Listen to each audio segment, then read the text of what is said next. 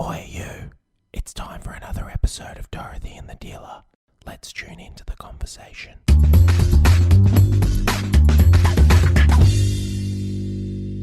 Okay, so the request has been put in for Uptown Girl. Go for it. Uptown Girl, she's been living in an uptown world. Do you remember who the model was in that song? No, I do not. No, I don't remember either, but she was a very, very famous model at the time, and I think he actually ended up marrying her. Now, did you know that I think he's been bankrupt twice because both of his, I think a wife took all his money off him, and then also also his manager took all his money. I didn't know that. Yeah, Billy Joel. You wouldn't think that he would go bankrupt. I mean, my God. But yeah, he's been bankrupt twice as far as I know. Did a bit of reading on that when I was in India. Did you really? Ah, what a segue. What a segue, because we're talking about you. Did you really? Yeah. You're very random sometimes. Like, we just decided that we were going to sing a song. Have you met me? I know. We sing a song. And now all of a sudden you've got all this information. Give me another Billy Joel song. Annie. Innocent Man. How does it go? But I am An innocent man. Yes, oh, yes, I am. And Piano Man. There is nothing fucking innocent about me, mate. At piano. Sing me a song on the piano You're man. the Piano Man. No, I'm the piano man? No, you're the piano man. Oh, you're the Anyway. piano man. Yeah. Anywho. Yeah. How are you? Pretty good. How's it being back? Pretty interesting. It's pretty good. But it's Yeah. it's one of the best parts of travelling is coming home. I do love coming home. Well, I there's love something having clicks those. it. You know, when you know you're on your last day and tomorrow you're going home, you kind of let go and you're like, you know, all the exhaustion of so much movement Yeah. and everything kicks in and you just think, I just want to get on a plane with some plain food, hopefully not curry because I'm fucking on The curry. curry, And, you know, watch a movie, relax, lie And then back, get chill home. out, you know. Well, I think that if we had planned to be away for 4 weeks, it would have been fine. We would have stayed away and Yep. it wouldn't have. But then when it comes close to coming home, you're ready to come home, you know. Well, that's right. But I really loved this trip. I thought it was cool. It was funny. there was It was definitely funny. It was funny how it kicked off. You know, we were moving around the south, and we were doing a lot of moving around within those first 6 or 7 days. I think we did. We did 7 flights in about 6 days or 7 days. which is a lot of flying. Which is a lot of flying. And we deliberately did that because we have never experienced the South before. So we thought, okay, well, let's do it. Let's give it a go. And what we decided to do was just to hop around to the best parts of the South and do it in a short frame of time. And then we wanted to finish up with places that we were comfortable with. But in the south, understanding the trading routes, learning the history of how the British had come in and taken over India and what had gone on with India through that time period was absolutely fascinating. You know, I was so fascinated. Like Simon Vincent, who was with us, was able yet again to give us a great brief on what had happened with the East India Company and how Britain ended up taking over. And because when you're there, you just look at the opulence and you think, where is all of this wealth gone? Like, where are all the jewels gone? Where's it all gone? Because these guys,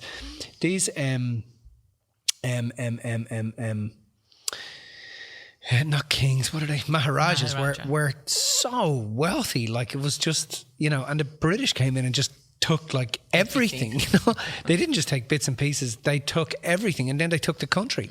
You know, it was very, very cool to you know, spend time in the south and spend time in those ports where it was all happening, and learn and be briefed on the history of what had gone on. I just loved it. And then, but of course, I love moving up north because I felt like, as much as, don't get me wrong, I loved the South, and we've had this conversation, loved it. I thought there was so many really cool things, but I felt a little bit, because it was places we hadn't been and experiences we had. It wasn't so much the experience, it was just because, I don't know, it's just not the North. Like, the North is just, I don't know, feels like home for me. Yeah. And getting into, the first place we got to in the North was Jaipur, and getting into Jaipur was just... it felt like a breath of fresh air, a breath of relief, you know, just getting into places that we were comfortable with as well, you know. Yeah, it's funny, you go into Diggi Palace and, if you know, it feels like coming home, and then if you go up and talk to, you know, the likes of Naina, and you say, God, you know, getting here, they look at you and go, it feels like coming home. He But said that to me. Yeah, it does. It feels like coming home. Oh, you better explain who Naina is for everybody. So Naina is, he's the head of the warrior caste of a place called Diggi. And so he's royalty. and himself and his wife run a hotel palace called Diggi Palace, and then they also have Diggi Fort, which we'll speak about as we go through this. And just explain what got to happen for the guys when we get out there. But I think it's important for people to understand, each country that we travel to is very unique in what it delivers. India, what it delivers is every day you do something that you just think, there's no way these guys are going, there's no way we're going to be able to top today. This, You just can't top today. And then the next day, it just blows your mind even further. Yeah. And then the next day, it goes every day, just blows your mind. And the clients, one by one, bar a handful, will come up to you and go, man, how are you going to top this tomorrow? Like, what are you going to do? How are you going to top this? Yeah. But as I said, it was a lot of people in my experience have kind of avoided going to India, and not avoided, but they haven't felt the call necessarily to go to India, or haven't understood why it was so cool. And then you bring them there, and then they're like, oh my God, now I get why you love this place so much. Now I get the beauty of this place, and the feel of this place is just something else. Well, I think the beauty is in both the beauty and the ugly. It's like, it's a really, really intense experience going there. We landed in Mumbai, and we did some of the run around. We did, Elephant Island, and then we ended up in Leopold's. And, me ending up in Leopold's was lovely for me because I had my daughter with me, and we sat and we had a bite to eat in Leopold's. And if you've read Shantaram, which, we highly recommend people to read the book. If you've read Shantaram, you'll know the significance of what Leopold's plays in the actual book. But when you get there, that... It really is. It's not an adventure. It's a journey for a person. It's a real. You go through this journey of with people, and then you also go through a personal journey yourself. I went through a very personal journey with Lola. Connecting with her, and then recognizing when I don't connect with her. She slept in the bed next to me every night. And there were times when she'd have a meltdown, and there were times when, I'd have a meltdown, and she'd be like, "You all right, Dad? Do you need a Lola hug?" And so it's a journey on the inside with people that you love. And, even with the client, sitting with, making sure that I spend time individually sitting with each client and connecting with them, and getting past the student teacher thing, and just connecting with them as a person, and then watching their amazement as you go to the next place, and then that's the best. They're so moved by something, and then they come and tell you, "Oh my God, I've just realized this, and I've just really got to appreciate that." And it's really rich to have that experience with people, because most of the countries you can hide. But India, you just cannot hide. You just cannot hide. I've noticed, though, now I something I noticed this trip is that, I suppose because, I don't know if it's because I've been there so many times. I've been there 6 times. You now have been there 8 times, right? I noticed that as much as I love it, I felt the impact of it so much more when we first got there. When I first got there 6 years ago. And that's because it was so different back then. It was dirtier, it was messier, it was way more intense than it is now. So for me, it's like the intensity has eased off a little bit. The lessons haven't, and the looking inside hasn't, but the intensity has a little bit, because, and I don't know if it's because I'm used to it or not, but I noticed that for other people, it was very intense for people to be in that space, Well, when you come from a place of, non-intensity, non-crazy, and then you go to a country that's really intense and everything's a bit crazy. And, the Indians kind of laugh at it. They laugh at themselves. They really are able to laugh at themselves. Even Vikram is like, look at this. This is just crazy. He will sit and just laugh, because you can't do anything other than laugh at what people are doing and laugh at what's going on. On the way to the Taj, so I went a couple of days before everyone because I was with my nephew, and I went to the Taj first instead of going last, because we wanted to stop in Singapore a couple of days on the way back rather than doing it beforehand. And the day I was going to the Taj, we had to change a lot of our plans because Trump was going to the Taj on the same day, and so we were supposed to get there probably about half an hour before cut-off time, and so we needed to make our earlier train. Anyway, we're on the train in the morning, and I happened to ask Vikram, hey, Vikram, what time are we getting there now that we were on the earlier train? And he told me, and I went, is that real time or India time, as a joke? Because, Indian stretchable time is what they call it, or he calls it. And he goes, no, it's real time. It's a train. We're going to be fine. And the next minute, I hear him in this heated discussion in Hindi with one of the guys in front of us, and he tells me later that the guy in front of us goes, why are you talking about India like that? Why? And Vikram had to argue back to say, you don't even know what we're talking about here. Yeah. They got into this disagreement. It was so funny because he was like, for 10 minutes they were discussing about the fact that I had teased about Indian stretchable time. Oh, right. But I think most people do laugh at it because they don't. You can't do anything about it. Like it's just what it is. Yeah, they all get that the place is a bit crazy. Because the place is a bit crazy. And I think he was a bit defensive of that. Yeah, this guy not wanting to own the craziness of India, but turning up.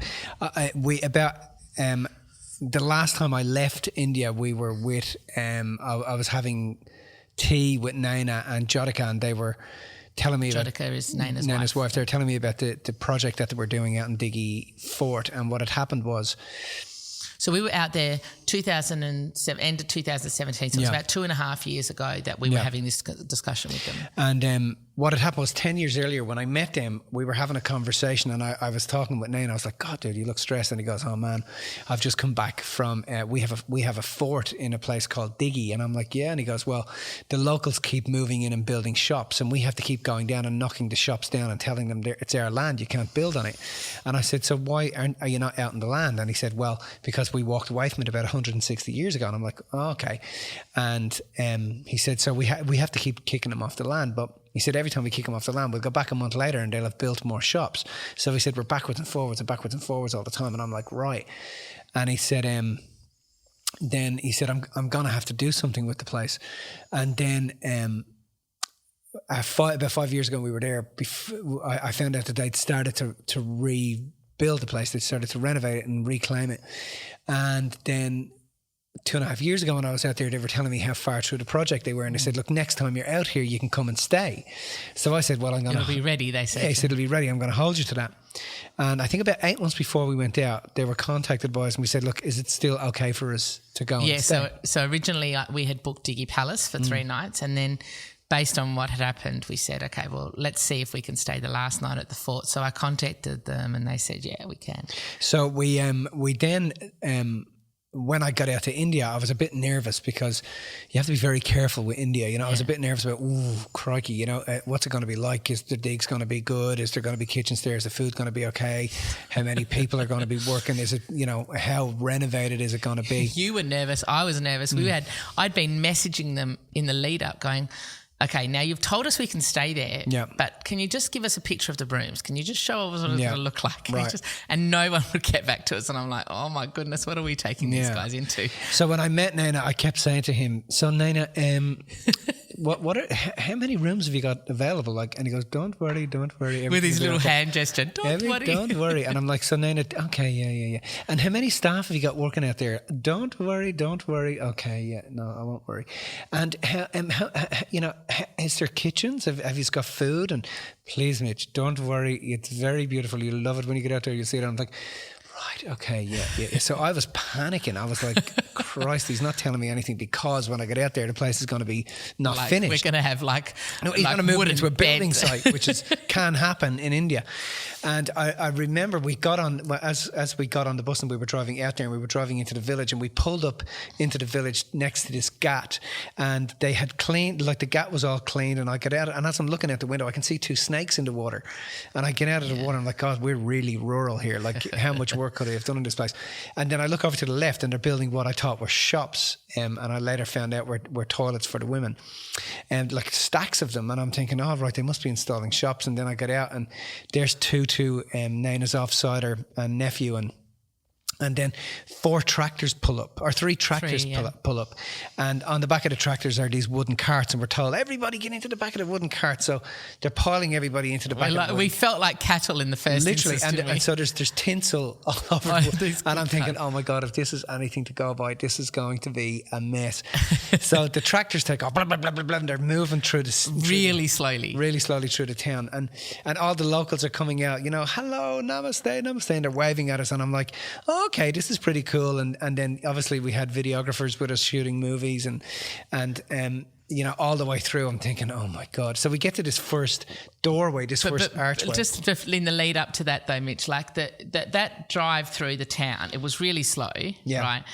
And at first it felt like, oh, we've been herded like cattle. But then as we go through, the fact that everyone was just so excited, welcoming and lovely. Or next minute, before you know it, you feel like you're on parade. Yeah. You're feeling like you're on a float in a parade and everybody is just lining the streets saying hello. It was funny. It was like you kind of felt like you were an important part of the progress of the town and the economy of the town, and they were welcoming us because they know that it was Western money coming into the town, and you know that we were appreciative and they were out appreciating us. And we came to the first doorway, and above the doorway they were dropping petals on top of us like rain, and Lola was just lit up like a Christmas tree. Oh my God, this is magic.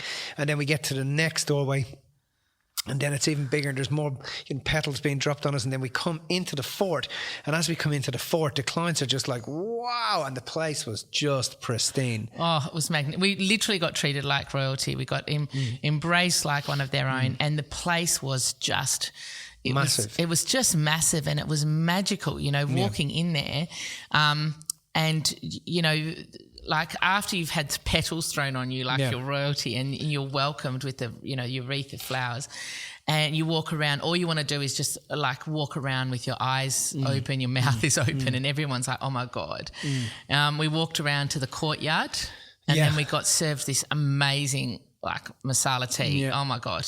But even the fountains as we came in, you walk close to the fountains and these fountains switched on and the lawns were like meticulously manicured. The place was just, and it was vast. And I said, oh my God. He said, mate, there's 7 yards like this here. There's 7 yards throughout this place. And then he said to me, you know, Mitch, you guys are the first people to stay here in 300 years. And I'm like, what? And he's like, you're the first people to stay here in 300 years. And I was just so taken back. And I mean, I was just so appreciative just for us, but for everybody else. You know? And then, you know, they had the masala tea, they had a few little nibbles, and we had a chat. Everyone went to the room. So I didn't go to my room. I was sorting out the room keys. But by the time I finished that, I just wanted to stay down and have a drink and whatever.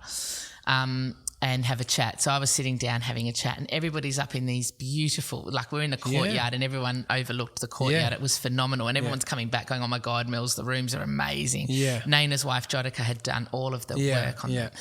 And then somebody came up to me and goes, Mills, this is just not good enough. We just haven't had our where's the fireworks? Like just as a joke, you know. And then Naina took us around and showed us around and he said, you can't see everything here, it's nighttime now, but come and have a look around, and showed us around. And then we got taken up onto the rooftop. And on the rooftop, everyone was served moe. And then next minute, I've got it actually on video. I did it for Instagram. I was videoing you. Right. And you were hugging Kim and we were talking, and then next minute the fireworks started. And they literally had fireworks on for us, and people were in tears. There were people blowing their noses and snotting everywhere. It was just like an experience out of the world. And I was saying to people, you know, Mitch is going to go home now, and he's going to tell people in the seminars that we stayed in a place that we hadn't stayed in, that no one stayed in 300 years. We had flowers put on us. We treated like royalty. We hung around with the king. We had fireworks and all these things, and no one's going to believe anything that we say because it sounds way exaggerated. That's exactly it was all true. And we all wanted to pull all-nighters that night. We were so disappointed because we had to leave early the next morning, and I think everyone wanted to make use of the beautiful comfy beds, and everyone was only in them for like 4 hours because everyone was up really early in the morning for sunrise over the city. It was just and then the next morning, how everybody was wandering around just like kids. I was up on the top of the fort, and I was just sitting there just taking it all in, and people were having breakfast down there, and I was waving at Naina, and I said, I'm feeling like a child, just like exploring little, avenues, because that's what our intention is, you know. And it was just awesome just to go around and just to spend time there. Absolutely incredible. And it's not just that. I mean, they really make you feel as if you're one of the family. Oh, yeah. You know? But it's at the same time, it's still business as usual. You know, it's like, you know, it's still business as usual with the guys, which I really, really took away from this particular trip, that it's important, you know, to be clear that, you know, business is business in life, but while we're doing business, I'm going to make you feel like a family. That you're one of my family and you are so important to me. And they really made us feel that. Does that make sense? He really got me to see that when with your people that are investing time and energy and money and you know, focus with you, it's so important to let them feel as if you're one of the family. Absolutely. Does that make sense? When we were there, we were having dinner.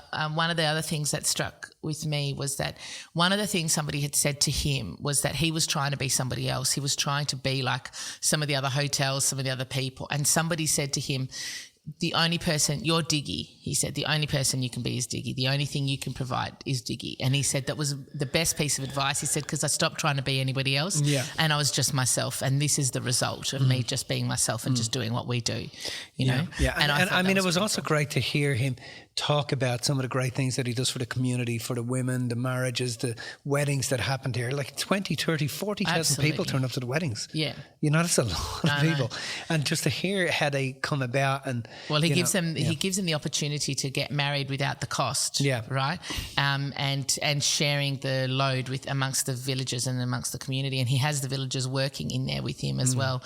And like, you know, he introduced us to the guy, said everything that has been sown in this place was done by him. Every bit of carpentry that was done in the place, he was the one who did it. So he's giving the locals the opportunity to work, you know, and it was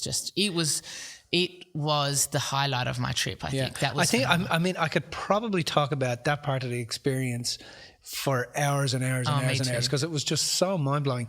Even when he was taking me through, you didn't get to do that. It was myself and Greg. Where you went with Greg. He walked us through and then showed us all the quarters, and they were non-monogamous, they were polygamists, and how the king would have like 9 wives and what room they would stay in, and how he would choose the wife that he was going to sleep with that night, and how they would get her up through the back of the fort, you know, through all these little alleyways, nooks and crannies to get them into the king's room, you know. And it was just incredible to hear the history of it, you know, but to be walking through that history, you know, it was just absolutely, and they're his family. Yeah.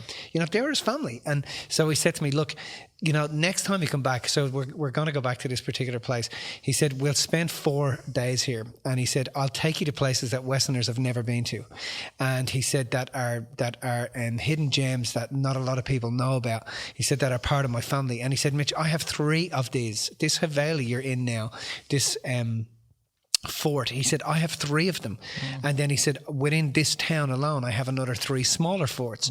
So just fantastic to hear that stuff, you know, and to be able to go and experience that and watch the work that they put into restoring it and getting it back to what it was just incredible, you know. You know, I'd love to have him on and do a podcast with him as a guest, because he's an amazing human being, you know, him and his wife.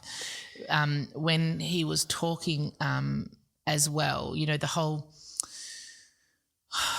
whole fact that he was so humble, you know, he was just wandering around with everybody. He didn't make himself more or less than equal, and he shared his, you know, how we talk about accountability and sharing the accountability with everybody. And, you know, he didn't take credit and he didn't take blame. He was just, this is a part of all of us. Everybody did this, you know. And I remember you saying something to him about, I think this is when I was filming you said something to him about, thanks for like doing this for us or something and making everyone feel so welcome. And he said, but you've come all the way from Australia. Why wouldn't I do this? You know, it was like the love and the care that he put in, and the fact that he was just one of us, as you know, as we were going through. I just want to say another thing that I learnt from him this time is that how he treated Lola. And I feel like a big learning for me, and it's something that I already know, but I just remembered and got in another way. You know, as soon as he met Lola, he took her little face into his hands and he just looked at her and he said, "Do you know the miracle that you are?" You know, and I think how dare we forget that we're miracles, you know, because we were all seen like that, especially, you know, right at the start. And then it's like, find you a man that treats you the way that Diggi Fort treats you, I swear. Because it's like there was, it was just royalty. Like you just felt like you were so important and so special. And I look at that and I go, why do we not think that? Like who are we to not think that about ourselves, you know? Oh, yeah. We deserve to have, we deserve to be loved and to be treated, you know, in this way. So I felt like that whole experience of Diggi was just a reinforcement of that, you know? Yeah. Anyway, then we go to, and we're all a little bit disappointed to leave Diggi Palace because we're like... Diggi Fort. Or Diggi Fort, sorry, because we're like, oh, we could have done another 3 or 4 days here. You know, that would have been awesome. But then, you know, we get to the next place and... Because I'd sat at dinner with him the night before and I'd said, we're going to Ranthambore tomorrow, because one of the clients came over and said, how are you going to top this? You know, how are you going to top this? And then he looked at me, the client said, we better see tigers tomorrow. And we all laughed. And Nana looked at me and said, oh, are you going to Ranthambore tomorrow? And I said, yeah. He said, and you want to see tigers? And I'm like, yeah. He said, don't worry, I'll arrange. I'll arrange that for you. And I'm like, really? And then he jumps on the phone. I don't know what he was doing. But the next day when we get to Ranthambore, we go straight to safari, right? Straight to safari. And we go straight to safari. And we get into the safari park about 5 minutes in, and then suddenly the truck stops and the guy goes, there's a tiger. And then in front of us lying down is a tiger, and he goes, oh yeah, its 2 cubs are here as well. Her 2 cubs are here as well. So we're like, holy, the chances of seeing a tiger are very, very slim. Well, we were there before and we never saw one, right? That's right. So the chances of seeing a tiger were very, very slim. And there in front of us, lying next to the water, was when he said tiger. Cubs, I actually thought they were going to be tiny, but they were massive, weren't they? Huge cats. Huge. And then they got up and walked away. Amongst us, walked around the trucks, walked past us, and then got into the water. And then they're moving through the water. One tiger goes up one way, the other goes another way. One moves through the water, and then the elk on the left-hand side started putting out this call, the noise, to let them know, the other elk know, that the tigers were coming through. It was, and I thought if there's going to be a kill here, like to catch a kill on camera would just be insane, you know, just be insane. And we didn't see a kill, but I mean, the clients came up to us afterwards and were just like, Jesus, guys, this has just been incredible. You know? But that's what India does. India, you know, I'm a firm believer. India has been very, very good to me in my life. When you give something to India, India gives something to you. And the thing that it gives back to me every time is some sort of lesson in humility, some sort of lesson in gratitude and family. In, you know, I don't proclaim to exercise everything that I learned from the situation, but it definitely reminds me of you know, who I am as a person and what more there is to learn about me in life. Yeah, I absolutely love the place. I think there's so much love that goes around that you see, you know, even that day on the trucks, that the guys, you went on my truck, I was on the other one, and the guide, the driver, he was like, oh my God, like, and Vikram kept saying, your karma must be very good, you guys, if you're seeing this, you know. But our driver was like, oh my God, this was amazing, he said. Right. And his little boy was there wearing these shades, these aviator shades, you know, with the, and he goes, it is my boy, here's good luck, you know. But the way that they communicate that, and the joy in his face was just like, oh, it's kind of like they live where the language of mysticism is not something that's poo-pooed, you know. They live a mystical existence, don't you reckon? Yeah. And mysticism is something that's normal to them. Yeah. You know, the wisdom is something that, you know, is, you know, if you don't believe in mysticism and wisdom, there's something, you know, you're not Indian. Yeah. You know, if you're Indian, you understand that mysticism is a part of your life, because the place is like a mystical land. It's really, really incredible. Yeah. And then after all the running around of all the south, and then we got to chill out in Ranthambore a bit, and then people are like, how are you going to top the tigers now? Like, seriously. And then we rock up to Pushkar, and Pushkar is kind of like everybody's favourite place, isn't it? Well, it's mine. There's something about the place that just makes me feel like I'm home. You go straight for your Nutella pancakes. I noticed the photo that you put up on social, you and Lola, Nutella pancakes. Yeah. But I mean, they're pretty good over there. And Do you know there's no dairy or eggs in those pancakes? Isn't there? Oh no, well, there's not. There wouldn't be. Yeah, no, because there's there's no no dairy dairy or eggs in. Close to the lake. Yeah, close to the lake, and alcohol. No alcohol, yeah. And As much hash as you want. Of course. You can smoke your head off. If you're a stoner, you're in the right place. Yeah. But then we got to something we'd been wanting to do for years was to experience Holi Festival. Yeah. And I didn't really know what to expect. I was a bit nervous about it, but also excited, but just, didn't know exactly what to expect. And then, it was great to be Pushka when we got there. It was like really busy compared to how we've seen it, right? And then, Holi turns up. We're all in our whites, and then we go for it. That was just phenomenal, throwing colours at everybody. And I noticed something there as well. Like on the day, you and I were covered up. We had our face. My mask, it was covering my face, and I had glasses on as well, so that it wouldn't get in my eyes.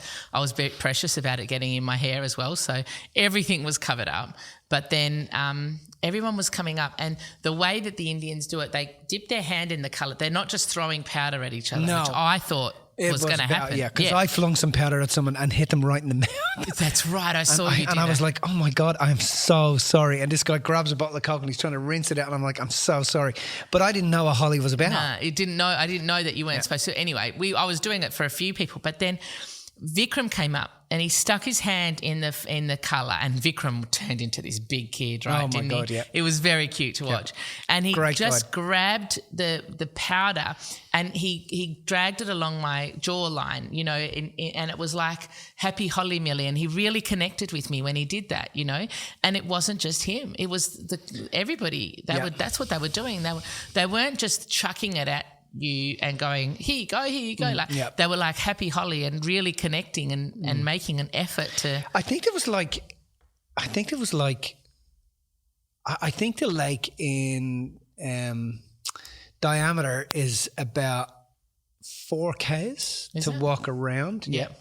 But I think there was like 40,000 people. Was that? But he was saying to me that there was 110,000 people the year before, but because of the coronavirus thing, there was less. But there was 40,000 people there. We got in the morning with the kids, let them have a quick experience, in at 8:30, and then got out as quickly as we could. And then obviously some of the clients went back in. They disappeared into Holi. And they got a big DJ stage. Everyone's dancing. Yeah, everybody's dancing, having a good time. But that's a lot of people in that small area. Spot, my God, it was just intense, But it was. I don't know. Did you enjoy it? I loved it. Yeah, I absolutely loved it. Kids. I have to say, with the Holi thing, I was very nervous about going in, because I had Lola with me, and then I had you have the responsibility of one of the other kids as well, and I was nervous for the clients. I didn't know what was going to happen, because you hear mixed reports about what goes on there, but it's all about the energy you bring, and once I let go of that, it was really quite, a mystical, magical experience. I loved it. Yeah, everyone just went back in and had a great time, And then Vikram just dumped me in it so badly because he wanted to get your mask off and he wanted to get you coloured everywhere.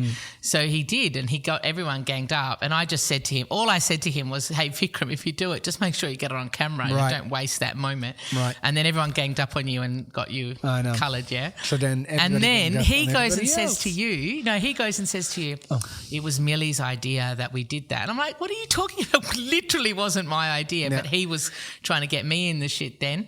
And then everyone comes at me and gets colour all over my face, and then it's on for young and old. Yeah. If mine's going to come off, everybody else is going to come off. So we covered everybody's hair, everybody's faces, and it was kind of magical. I don't know about the laundering in the hotels, like I said, coloured towels. No, the towels, the everything, shower curtains, everything was just.